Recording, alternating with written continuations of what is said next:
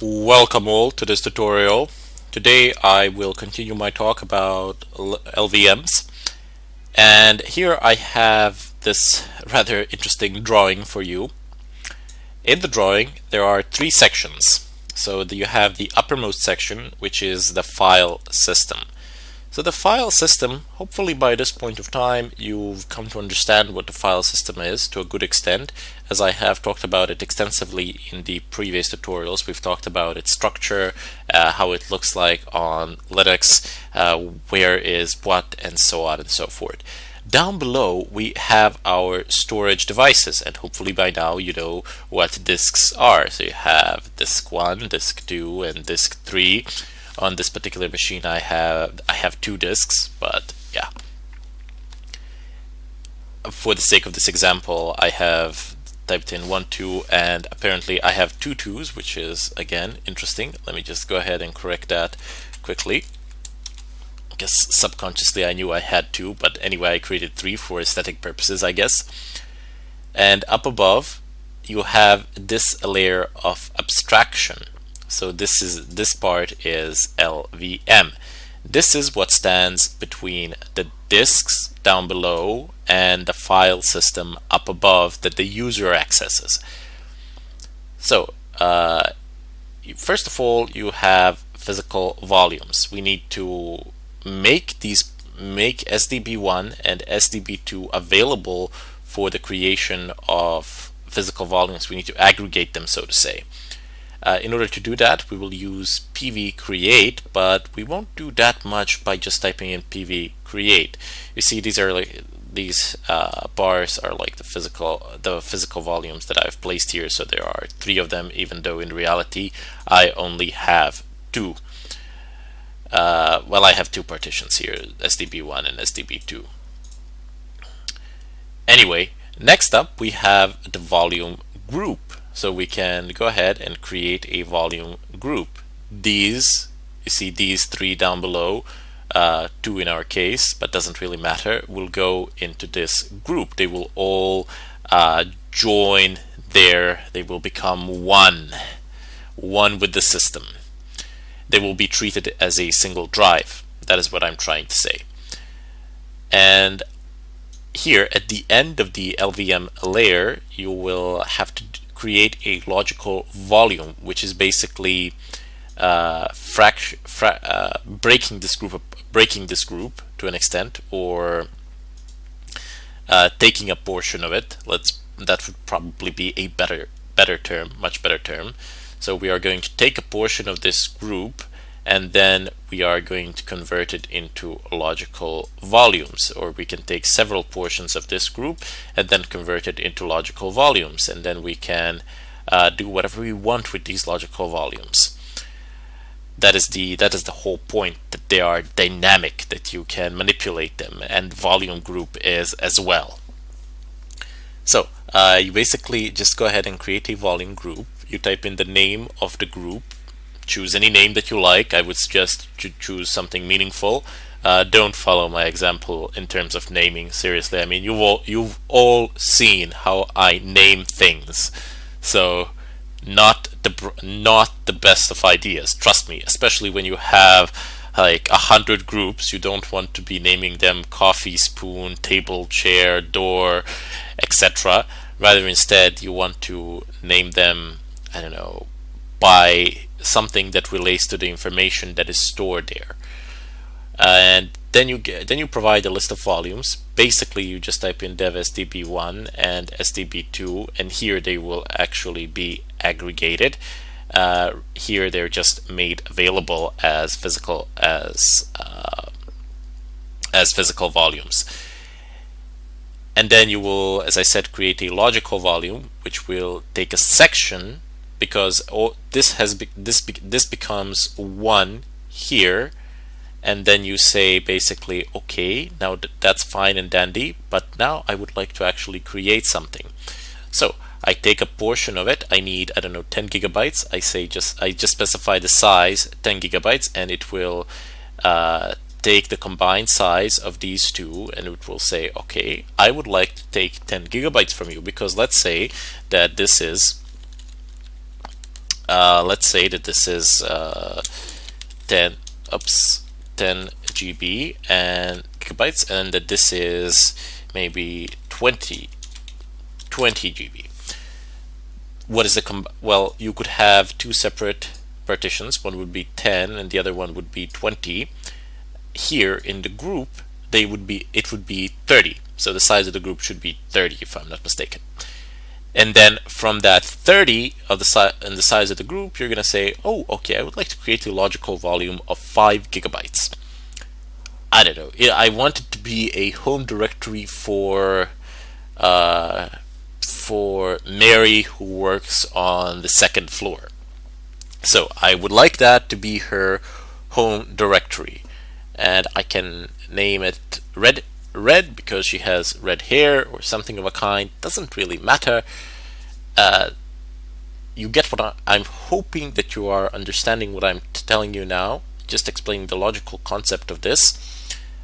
Basically, we're just going to merge this here, and then from here we will go ahead and take a chunk of space and create a logical volume which we will be able to use later on for whatever reasons we need. Anyway, I am going to go ahead and open up another terminal, and I should probably zoom it in. Well, easy there. Don't want it to be too big. Let's go ahead and do this because we don't want to see the background anymore. Become root.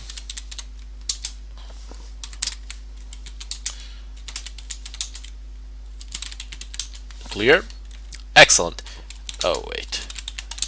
Now it's excellent. Things that we need to do. Well, as we saw from the example, the first thing that we should do is actually do PV create. But hey, wait. Before you do PV create, you had to conduct the changes from the previous tutorial, and furthermore, I don't need to do it here because I already know what I'm going to assign and what partitions am I going to use. But you should definitely take into consideration, like, okay, I have these partitions, I have these disks. From here I will take that, from there I will take that. I would advise you to take a pencil and a paper and just assign things on paper, just so you have some sort of schematics for yourself which you will use at a later point of time. Now let's go ahead and start creating things. Go ahead and type in pv create dev stb. Now here's a neat trick. So I could type in dev stb1, dev stb2, or I could write stb1, 2. And if I had more, I could type in 3, 4, or I could write in something else, I don't know, whatever is needed.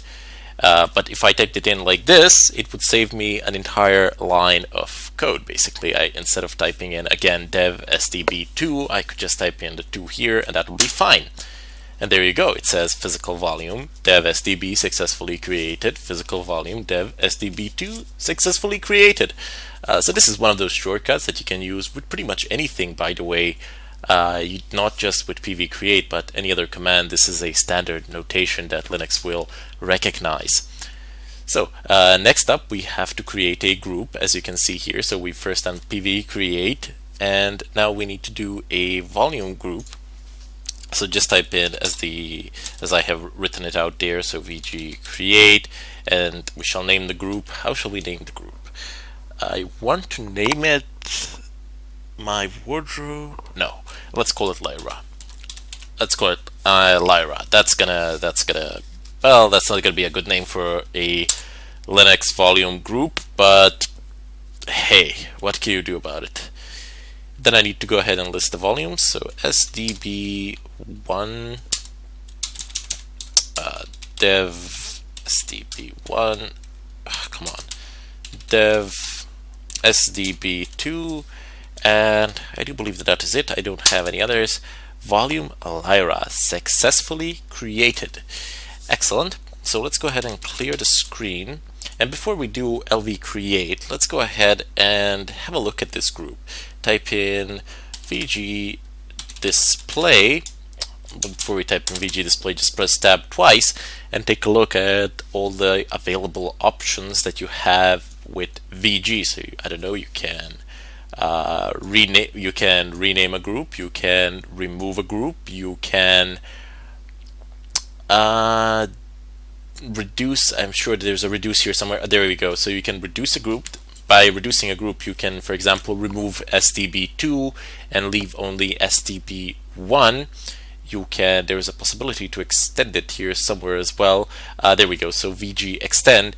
By extend, I would mean if we had STB3, we can make it. We could make STB 1, 2, 3, 4, 5, 6, 7, 8, 9, 10 to 10 billion if I had enough space. I most likely will create another one. But with VG extend, I would be able to add a few more to the group. Anyway, let's go ahead and use VG display. Press enter, and let me just go ahead and move this terminal upwards a little bit. So if I'm giving you a bit of nausea here, I know, my sincere apologies for that. So we are interested in this. It says volume group. Oh wait, is this the one that I'm looking for? Yes, it is. Sorry, I was thinking that showed me this one. This is not important. This is what we've created during the installation procedure because we've selected the encrypted volumes. That should just be the habit of everybody to, as soon as you are installing the system, just go ahead and encrypt it. Especially, I mean, for your home computers and for servers and for whatever you need.